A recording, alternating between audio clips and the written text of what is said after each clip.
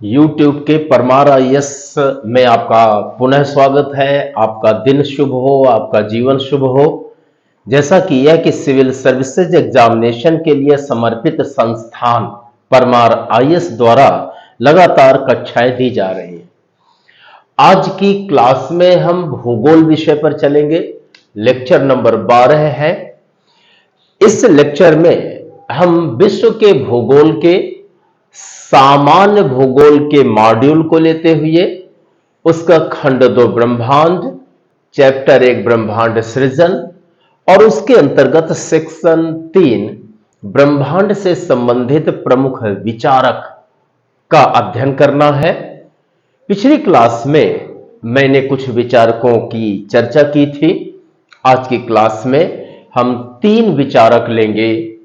Number 1 Johannes Kepler, number 2 William Herschel, number 3 Edwin Powell Hubble. तीनों का क्रमशः हमें अध्ययन करना है। इन तीनों विचारकों के उन तथ्यों को हमें अपनी स्मृति में लाना है जो कि सिविल सर्विसेज में पूछे जाते हैं। जोहानेस केपलर के बारे में जन्मस्थल अगर हम देखें तो जर्मनी में इनका जन्म हुआ। कभी कभी पूछ लेता है कि जोहानेस केपलर का संबंध कहां से है, कहां पर उनका जन्म हुआ था, तो जर्मनी में जन्म हुआ था। जन्म समय 27 दिसंबर 1571 में हुआ। कुछ महान विचारकों के जन्म और मृत्यु के समयों को भी जानना बहुत जरूरी होता है और यूपीएससी अब तो उन्हीं तथ्यों, उन्हीं अवधारणाओं के बारे में अब क्वेश्चन से पूछता है जो कि बहुत लंबे समय से पूछे नहीं गए या उनको दरकिनार कर दिया गया है, पूछे ही नहीं गए। यानी अब जो नहीं पूछे गए उन्हें पूछा जा रहा है। जो कई बार पूछे गए वो अब सामान्य प्रश्न हो चुके हैं, उनको अब पूछ कम रहा है। इसलिए अब आपको बहुत ही अनोखे, अद्भुत तथ्यों और अवधारणाओं की ओर चलना है। उन्हीं को हम समेटते हुए आगे चल रहे हैं। तो जैसा यह है कि जन्म समय 27 दिसंबर 1571 में जन्म हुआ था केपलर का। मृत्यु समय 15 नवंबर 1630, यानी 15 नवंबर 1630 को इनकी मृत्यु हुई थी। विषय ज्ञान का मतलब हुआ जोहानेस केपलर को किन किन विषयों का ज्ञान था, किन किन विषयों में वो लेखन कार्य करते थे और उन्होंने चर्चा की है। तो विषय ज्ञान में वो खगोल शास्त्री थे, गणितज्ञ थे, ज्योतिषी थे, प्राकृतिक दार्शनिक थे, संगीत लेखक थे। ये सभी आपको ध्यान में रखना है। संगीत को लिखने वाले थे। योगदान में पुस्तकें हम ले तो पुस्तकों में हार्मोनिस मुंडी एक इनकी पुस्तक है, हार्मोनिस मुंडी, और दूसरी बुक है एस्ट्रोनोमिया नोवा। ये 2 पुस्तकें हैं। मान लिया क्वेश्चन पूछा जाएगा एस्ट्रोनोमिया नोवा किसकी पुस्तक है, तो वह पुस्तक है जोहानेस केपलर की। अब केपलर के ग्रहीय गति के 3 नियम, जो हमारे प्लैनेट्स होते हैं, ग्रह होते हैं, उन ग्रहों के क्रियाओं के बारे में केपलर ने 3 नियम दिया और वह इसी रूप में प्रसिद्ध भी हो गए हैं कि केपलर के ग्रहीय गति के 3 नियम, यानी केपलर द्वारा वे 3 नियम जो ग्रहों के संबंध में है, कौन से हैं। हो सकता है कल के क्वेश्चन पूछ ले कि इनमें से कौन सा केपलर का ग्रह के संबंध में नियम नहीं है, तो 3 यदि आपको याद है तभी तो आप बता पाएंगे यह नहीं है। तो इसमें हमें चलिए स्मृति में हम लाते हैं, अभ्यास में लाएं। कोई चीज आपको याद हो जाए, एग्जामिनेशन में बिल्कुल ट्रू हो जाए, बिल्कुल सही हो जाए, तो उसे पहले स्मृति में लाना होगा और स्मृति में लाने के लिए बार बार अभ्यास करना होगा। जब बार बार अभ्यास करेंगे तो ज्यादा प्रयत्न के बिना भी स्मृति में चीजें आ जाएंगी और लंबे समय तक याद रहेंगी। और जो चीज लंबे समय तक आपकी स्मृति में है, याद है, तभी आपकी सफलता सुनिश्चित है। तो यहां पर पहला नियम आया। पहले नियम में कहा गया, इन्होंने क्या कहा, केपलर ने कहा कि ग्रह सूर्य के चारों ओर अंडाकार कक्षाओं में घूमते हैं। यानी जो ग्रह है, प्लैनेट्स है, सूर्य के चारों, यानी सूर्य मध्य में है, सूर्य के चारों ओर अंडाकार कक्षा में ग्रह घूमते हैं। ये पहला नियम, इसे याद कर डालिए, बिल्कुल दिमाग में, दिलो दिमाग में इसे रख लीजिए, क्योंकि ये क्वेश्चन पूछा जाएगा आगामी परीक्षा में, सिविल सर्विसेज आईएएस में और राज्य की विभिन्न सिविल सेवाओं में भी पूछा जाएगा। दूसरा नियम है, ग्रह को सूर्य से मिलाने वाली समान समय में समान क्षेत्रफल तय करती है। यानी ग्रह को सूर्य से मिलाने वाली रेखा,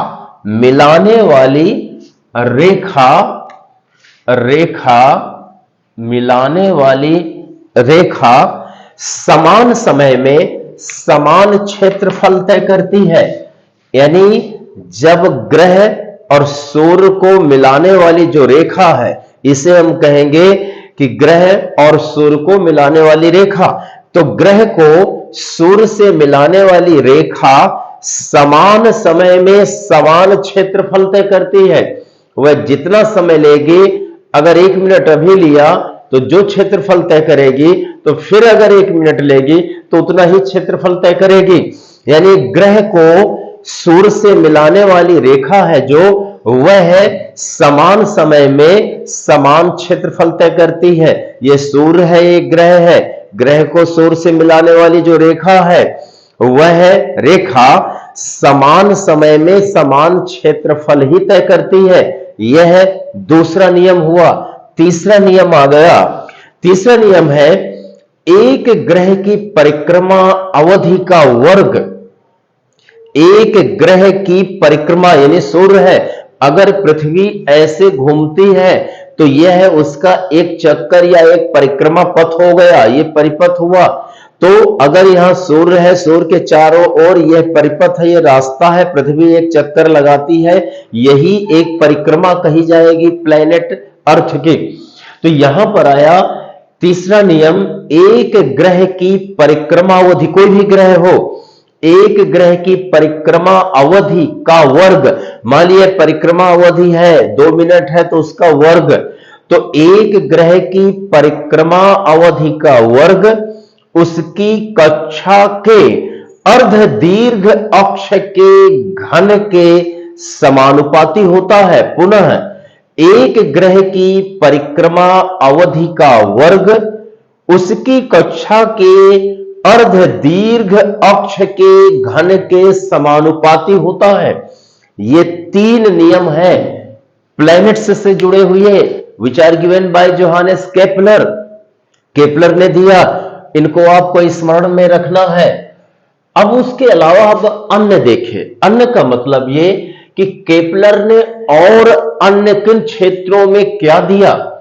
तो अन्य में आया नंबर 1, केपलर ने न्यूटन के सार्वभौमिक गुरुत्वाकर्षण के सिद्धांत के लिए आधार प्रदान किया। यानी केपलर ने बहुत सारे बैकग्राउंड, बहुत छोटी मोटी चीजों को खोजबीन की, जानकारी हासिल की, छोटे छोटे तथ्यों को हासिल किया, जिन तथ्यों के सहयोग से न्यूटन ने बाद में सार्वभौमिक गुरुत्वाकर्षण का सिद्धांत दिया। यानी न्यूटन ने जो यूनिवर्सल ग्रेविटेशन दिया है, फोर्स, सार्वभौमिक जो गुरुत्वाकर्षण सिद्धांत दिया, तो वह सडनली नहीं दिया, उन्होंने बहुत सारी चीजों से सहयोग लिया। तो केपलर ने भी बहुत सारे ऐसे तथ्यों, ऐसे विचारों और धारणाओं को दिया कि उनके सहयोग से इन्होंने दिया। तो हम कह सकते हैं कि न्यूटन ने जो सार्वभौमिक गुरुत्वाकर्षण का सिद्धांत दिया, उसके लिए बहुत कुछ बैकग्राउंड या आधार या नींव तैयार करने का काम किया था केपलर ने। दूसरी बात आ गई अन्य में, नवीन खगोल शास्त्र का जनक और ये जो केपलर है उन्हें नवीन खगोल शास्त्र का जनक माना जाता है, यानी न्यू एस्ट्रोनॉमी का फादर माना जाता है, पिता माना जाता है, तो नवीन खगोल शास्त्र का जनक। अब जोहानेस केपलर को यहीं पर हम समाप्त करते हैं। उसके बाद हम दूसरे विचारक लेते हैं, विलियम हर्शेल। तो विलियम हर्शेल है। अब हर्शेल ने क्या कहा, क्या दिया, तो इनका जन्म और इनका जन्म स्थल कहां, मृत्यु कब हुई और इनका जन्म किस समय हुआ, इन सारे बिंदुओं को अब हम लेते हैं, विलियम हर्शेल को समझते हैं। जन्म स्थल है हनोवर, जर्मनी। तो यह अलग से भी क्वेश्चन पूछा जाता है कि हनोवर किस देश में है, जर्मनी में। जर्मनी यूरोप का देश है, बहुत ही महत्वपूर्ण, और विश्व युद्धों में तो कमाल की बात थी, इसका योगदान भी था। तो यहां पर हनोवर में इनका जन्म हुआ था, जर्मनी में। जन्म समय क्या है, जन्म समय 15 नवंबर 1738 में इनका जन्म हुआ था। 15 नवंबर 1738 में। मृत्यु समय देख लेते हैं विलियम हर्शेल का। इनकी मृत्यु हुई थी 25 अगस्त 1822 में। 25 अगस्त 1822 में इनकी मृत्यु हुई थी। इनका विषय ज्ञान देखें, खगोल विज्ञान का भी ज्ञान था, संगीत का था। इनका योगदान देख लें, योगदान में इनकी पुस्तक है the origin of finger printing. The origin of finger printing ये पुस्तक है। अब योगदान और क्या रहा, तो इन्होंने जो यूरेनस अर्थात जो अरुण ग्रह है, तो अरुण ग्रह की इन्होंने खोज की थी। और इतना ही नहीं, अवरक्त विकिरण इंफ्रारेड जो किरणें होती हैं उनकी भी खोज की थी हर्शेल ने। और जो दूरबीन के बारे में अब देखिए कि दूरबीन होता है, जो टेलीस्कोप होता है, तो दूरबीन की सहायता से अंतरिक्ष का अध्ययन कर, यानी इन्होंने अंतरिक्ष का अध्ययन किया था टेलीस्कोप की सहायता से, दूरबीन की सहायता से अध्ययन कर, और अध्ययन करके फिर क्या बताया, तो इन्होंने बताया कि सौर मंडल आकाश गंगा का अंश मात्र है। यानी जो सौर मंडल है वो कोई ब्रह्मांड नहीं है, सौर मंडल तो बहुत छोटा सा पार्ट है आकाश गंगा का। यानी एक सौर मंडल, 2 सौर मंडल, 3 अरबों सौर मंडल, और तब कहीं एक आकाश गंगा, और अरबों आकाश गंगाएं, और उनका पूरा समूह मिलकर के बनाते हैं एक ब्रह्मांड।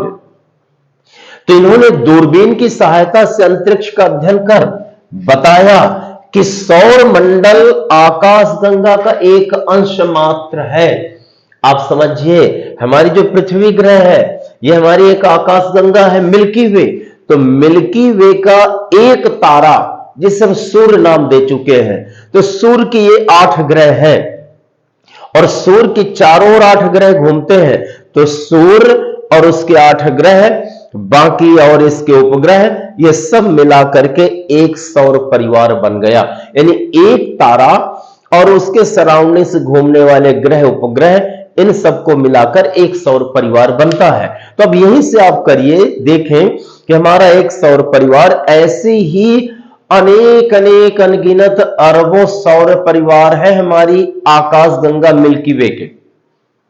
यानी अरबों सौर परिवारों को मिलाकर के एक आकाश गंगा बनती है। तो इन्होंने कहा दूरबीन की सहायता से कि अंतरिक्ष का अध्ययन कर बताया कि सौर मंडल आकाश गंगा का एक अंश मात्र है, एक छोटा सा भाग है। और इनका अन्य में देख ले, ये जर्मनी में जन्म लेते हैं, जर्मनी में अपना योगदान दिया, लेकिन उसके बाद फिर ये प्रवास में चले गए, यानी ब्रिटेन चले गए, और बाकी समय पर ब्रिटेन में इन्होंने लेखन में योगदान दिया, अपने विचारों को वहां प्रकीर्णित करने का काम किया। तो 1757 में ब्रिटेन में प्रवास कर लिया, ब्रिटेन चले गए।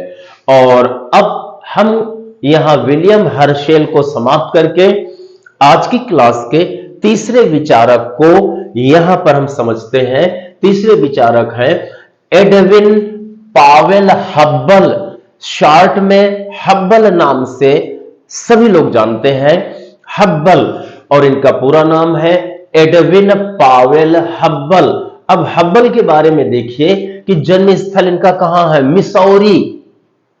ये अमेरिका में है, यूएसए में है मिसौरी। मिसौरी स्थल पर हुआ था, मिसौरी क्षेत्र में जन्म हुआ था, और मिसौरी नदी का भी नाम है। जब हम आगे चलेंगे नदियों में तब हम पढ़ेंगे यूएसए की मिसौरी नदियों को, पंजाकार आदि का भी, डेल्टा के बारे में भी हम स्टडी करेंगे। तो जन्म स्थल मिसौरी क्षेत्र में अमेरिका में हुआ था। और इनका जन्म समय देखिए, जन्म समय है 20 नवंबर 1889, यानी इनका जो जन्म हुआ था वह 20 नवंबर 1889 को हुआ था। और अब मृत्यु समय देखें, मृत्यु समय है 28 सितंबर 1953। विषय ज्ञान खगोल शास्त्र का इनको ज्ञान था। योगदान में पुस्तक देखते हैं the realm of the nebula, nebula का साम्राज्य, नेबुला का पूरा का साम्राज्य। तो the realm of the nebula पुस्तक किसकी है, हब्बल की है।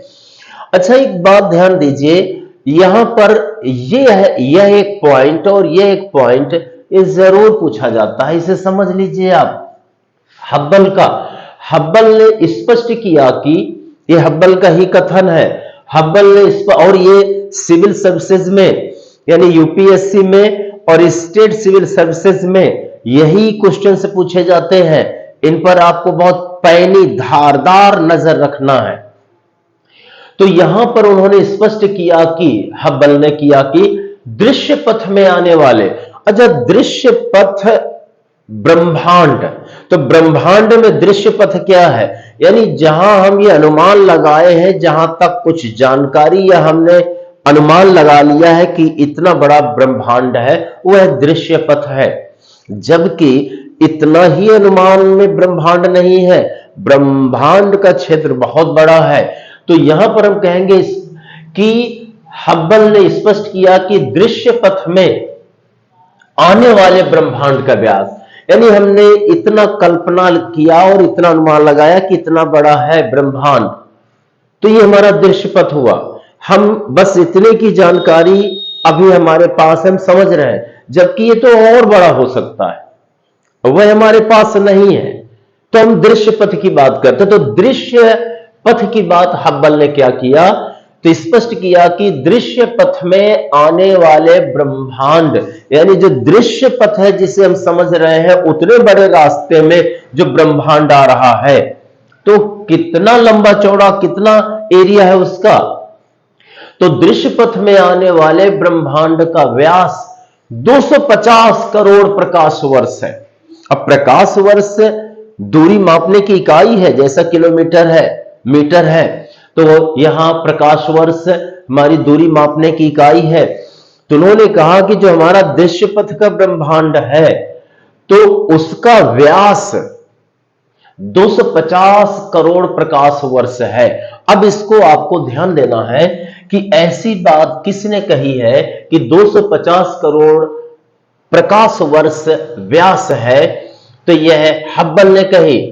और आगे उन्होंने क्या कहा, तथा इसके अंदर हमारी आकाश गंगा की तरह लाखों आकाश गंगाएं हैं। और उन्होंने कहा जो ब्रह्मांड है, इस ब्रह्मांड में जो हमारी आकाश गंगा मिल्की वे है, दुग्ध मेखला है, तो इस तरह की आकाश गंगाएं लाखों हैं, तब ब्रह्मांड बना है। पुनः एक बार देखिए, इन्होंने, हब्बल ने स्पष्ट किया कि दृश्य पथ में आने वाले ब्रह्मांड का व्यास 250 करोड़ प्रकाश वर्ष है, तथा इसके अंदर हमारी आकाश गंगा की तरह लाखों आकाश गंगाएं हैं।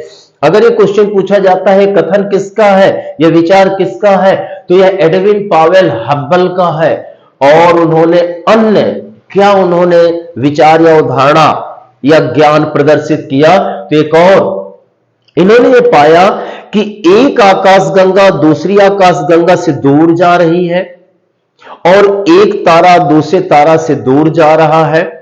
अगर एक आकाशगंगा, ये दो आकाशगंगाएं हुई और ये दोनों दूर जा रही हैं, इसका मतलब ब्रह्मांड हमारा फैलता जा रहा है।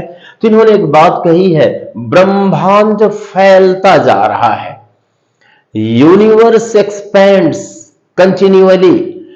अगर ये क्वेश्चन पूछा जाएगा कि ब्रह्मांड लगातार फैल रहा है, ब्रह्मांड फैलता जा रहा है, यह बात किसने कही है? यह हब्बल ने कही। और देखिएगा, आगामी परीक्षा होने जा रही है सिविल सर्विसेज की, यूपीएससी की, आज की क्लास से जुड़ा हुआ एक दो क्वेश्चन जरूर पूछे जाएंगे। आज की क्लास हम समाप्त करते हैं, मिलते हैं अगली क्लास में। धन्यवाद।